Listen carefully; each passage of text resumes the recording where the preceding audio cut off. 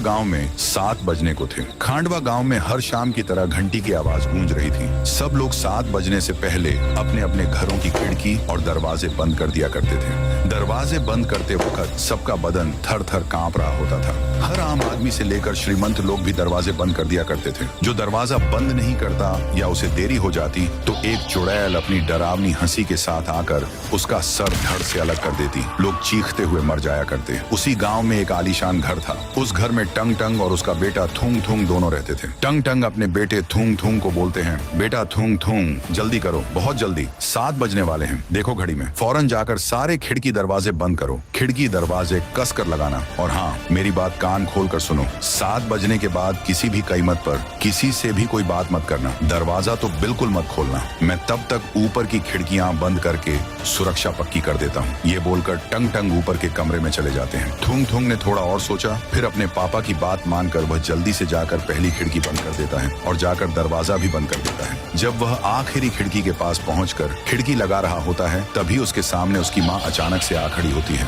और थूंग थूंग से कहती है, थूंग थूंग बेटा, मेरे प्यारे बच्चे, तुम कैसे हो? मैं तुमसे मिलने के लिए इतनी दूर आई हूँ। क्या तुमने मुझे सच में पहचाना नहीं? मैं तुम्हारी माँ हूँ बेटा। क्या तुम अपनी माँ को भूल गए? चलो बेटा, जल्दी से दरवाजा खोल दो वरना वो लोग आ जाएंगे। उतने में थूंग थूंग हिचकिचाते हुए कहता है, मम्मी तुम यहाँ कैसे? ये कैसे संभव है? पापा ने तो मुझसे कहा था कि आप इस दुनिया में नहीं हैं। उन्होंने मुझे बताया था कि आप मर चुकी हैं। ये बात सुनकर माँ बोली, नहीं तो देखो मुझे, मैं तुम्हारे सामने बिल्कुल जिंदा खड़ी हूँ। पापा तुमसे इतना झूठ बोल रहे हैं। चलो बेटा, अब जल्दी से दरवाजा खोलो, मैं ज्यादा देर तक बाहर नहीं खड़ी रह सकती।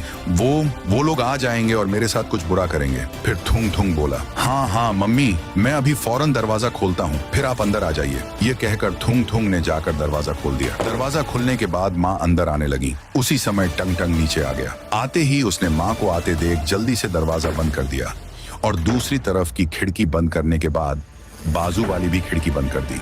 उसके बाद टंग टंग ने थूंग थूंग के पीछे आकर गुस्से से आवाज लगाई, थूंग थूंग, तुम्हारी हिम्मत कैसे हुई दरवाजा खोलने की? तुम्हें अच्छी तरह से पता है कि 7 बजे के बाद बाहर कितना खतरा होता है। क्या मैंने तुम्हें साफ साफ मना नहीं किया था कि दरवाजा मत खोलना? टंग टंग ने माँ की तस्वीर की तरफ इशारा करते हुए कहा, मैंने तुम्हें कितनी बार समझाया है कि तुम्हारी मम्मी मर चुकी है, वह इस दुनिया में नहीं है। मैं तुम्हें बाद में सब कुछ समझाऊंगा कि असल में क्या हुआ था। अब बिना कोई सवाल किए चुपचाप ऊपर जाओ और सो जाओ। टंग टंग ने थूंग थूंग को फटकार लगाई। फिर थूंग थूंग तेजी से ऊपर सोने के लिए चला गया। थूंग थूंग अपने कमरे में पहुंचकर बिस्तर पर लेट गया, पर वह करवटें लेकर सो रहा था। थूंग थूंग को अपनी माँ की याद सताती रही और वह बेचैन रहा। उसके मन में कई सवाल घूम रहे थे। पापा ने झूठ क्यों बोला? बाहर कौन था? पापा मुझे कहाँ ले जाने वाले हैं? और जब खांडवा गांव में सुबह हुई तो टंग टंग थूंग थूंग को लेकर घर से बाहर निकला और थूंग थूंग को कहीं तो ले जाने लगा। वह थूंग थूंग को लेकर गांव के ही एक लंबे रास्ते पर आया था। वह आगे चलते गए और एक टूटी फूटी झोपड़ी के पास रुक गए। टंग टंग ने आगे की तरफ इशारा करते हुए कहा, देखो बेटा, ये वही रास्ता है। इसी जगह पर तुम्हारी मम्मी की भयानक मौत हुई थी। थूंग थूंग ने आश्चर्य से पूछा, पापा, इस रास्ते पर मम्मी कैसे मरी थी? क्या यह भूतिया सड़क है? फिर टंग टंग ने रोते हुए बोला, दरअसल बेटा, हम दोनों शादी से वापस इस गांव में आ रहे थे। हमको यहाँ आते आते 7 बज चुके थे और चारों तरफ घंटी की आवाज गूंजने लगी थी। अनाउंसमेंट हुई, गाँव वासी 7 बज चुके हैं, कृपया सारे घरों की खिड़की दरवाजे बंद कर लें वरना आपके जान को खतरा हो सकता है। फिर बेटा सारे खिड़की दरवाजे बंद हो गए। तभी मैंने तुम्हारी मम्मी से घबरा कर कहा, नंदिनी, अब हमारा घर यहाँ से बहुत दूर है और वो खतरनाक लोग कभी भी आ जाएंगे।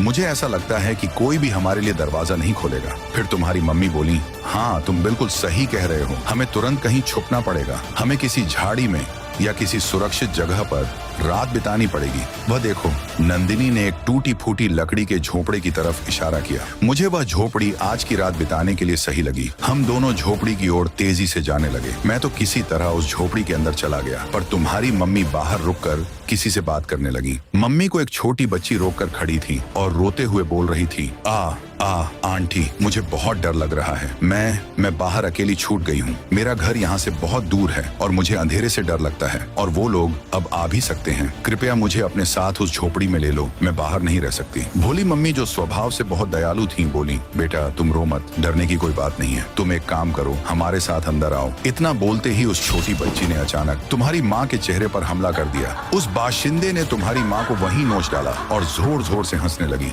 मैंने चिल्लाया, नंदिनी, गई। फिर वो भयानक लड़की मेरे पास झोपड़ी के दरवाजे पर आकर मुझसे बोली, आओ ना अंकल बाहर, हम दोनों साथ में खेलते हैं, बाहर बड़ा मजा आएगा, हम बहुत खेलेंगे, आओ ना। क्यों डर गए? बाहर निकलो। अरे आना बाहर, इसलिए मैं तुमसे कह रहा था कि तुम्हारी माँ मर चुकी है, दरवाजा मत खोलो वरना वे तुम्हारे ऊपर हमला कर देती। टंग टंग ने उसे सारी बात बता तो दी थी, पर वह खुद कैसे बचा ये नहीं बताया। इसके बाद तीसरा दिन था। थूंग थूंग राजू की टपरी से एक कुरकुरा 5 रुपए में खरीदता है। वहाँ राई स्टार भी था। थूंग थूंग जब कुरकुरा लेकर टपरी से बाहर निकला तब तक 7 बज चुके थे। चारों ओर घंटी की आवाज सुनाई देने लगी। अनाउंसमेंट हुई, 7 बज चुके हैं, कृपया अपने घरों में बढ़ते रहें। थूंग थूंग डर गया था। फिर राई स्टार भी चाय पीकर राजू की टपरी से बाहर निकला और अपने घर की ओर जल्दी जल्दी जाने लगा। उतने में थूंग थूंग ने, राई भैया रुको, और हाँफते हुए राई स्टार से विनती की, राई भैया अब तो 7 बज गए हैं और मेरा घर यहाँ से बहुत दूर है, मैं अकेले नहीं जा सकता, क्या मैं आपके साथ आपके घर में बस आज रात के लिए रुक सकता हूँ? मुझे बहुत डर लग रहा है। राई स्टार बोला, अरे बावले,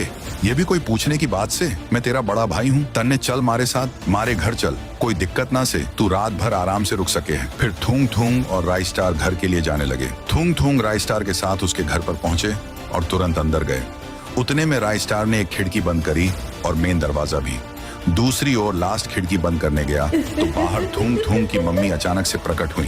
थूंग थूंग ने माँ को देखकर डर के मारे जोर से चिल्लाया, अरे मेरी मम्मी, वो आ गई। राई स्टार भैया जल्दी खिड़की बंद करो, ये मेरी मम्मी नहीं है, ये वही बाशिंदी है, जल्दी करो नहीं तो वो हमें मार देगी। फिर राई स्टार यह सुनकर बोला, अरे बावले, इतना डर का रहा से, कुछ ना हो बे, थारी मम्मी कुछ ना कर सके, वह इस घर के अंदर नहीं आ पावे, मैं तन ने एक जबरदस्त जादू दिखाता हूँ, तू चिंता मत कर। ऐसा करते करते मम्मी दरवाजे के बाहर रुकी थी और अंदर आने की कोशिश कर रही थी। थूंग थूंग बार बार डर कर बोला, राई भैया आप मेरी बात सुनिए, वह इंसान नहीं है, वह बहुत खतरनाक है, जल्दी दरवाजा बंद करो, उसे ऐसे बाहर मत रहने दो प्लीज। परंतु राई स्टार मम्मी को ललकारने लगा और बोला, थारे में दम होवे तो अंदर आकर दिखा रे छोरी, इतना क्यों इतरा रही है? तभी मम्मी बोली, तुम एक काम करो, तुम ही बाहर आ जाओ, मैं तुमसे ही अच्छे से मिलूंगी और तुम्हें बताऊंगी कि मुझ में कितना दम है। ये देख थूंग थूंग को बड़ा आश्चर्य हुआ कि ये बाशिंदी घर के अंदर क्यों नहीं आ पा रही। फिर थूंग थूंग ने उत्सुकता से राई स्टार को बोला,